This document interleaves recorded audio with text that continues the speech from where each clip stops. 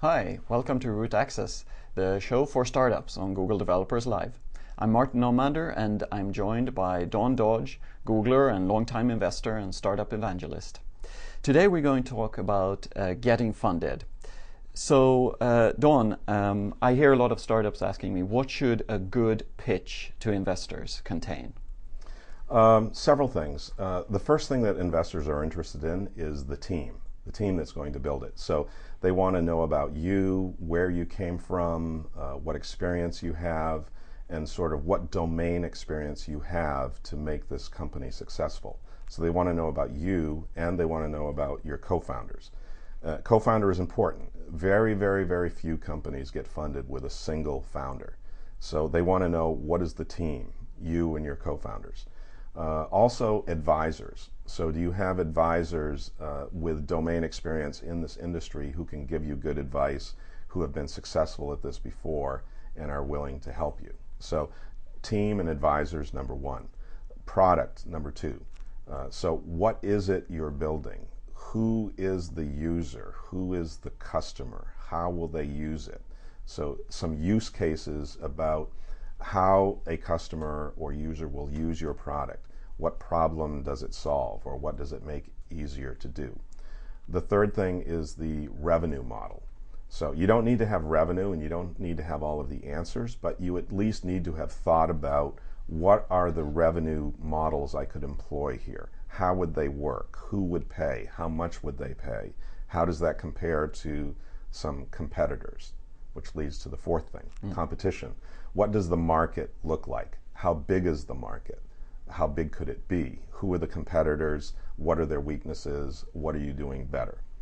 The fifth thing is the milestones that you'll achieve. So you tell them, I need $1 million and it will last me 12 to 18 months, and in this time frame I'll accomplish these milestones. And there should be 2 or 3 milestones, interim milestones, so that they can measure the success.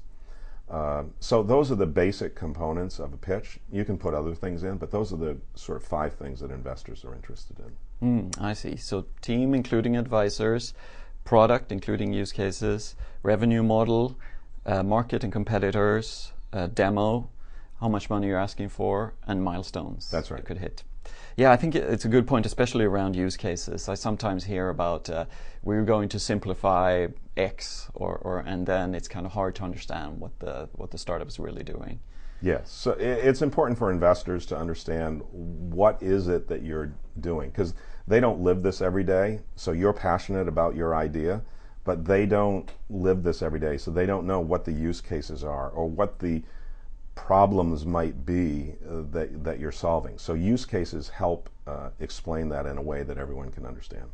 All right. I think in the book called Made to Stick about presentations, they call it the curse of knowledge.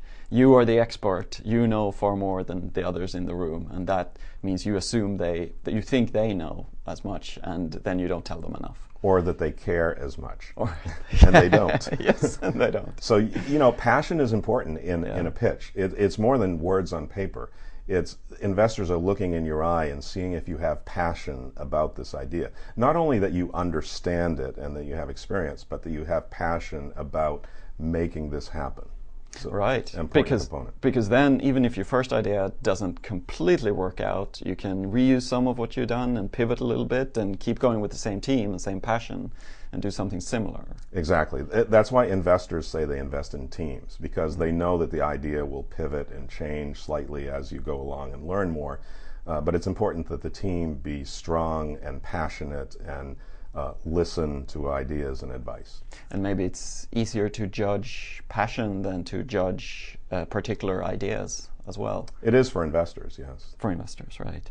Okay, so I hear a lot of startup founders for very early startups saying that, I need to polish it a little better, my product. I don't want to release it, get in the hands of users, give them a poor experience. I want it to be just right before I release it.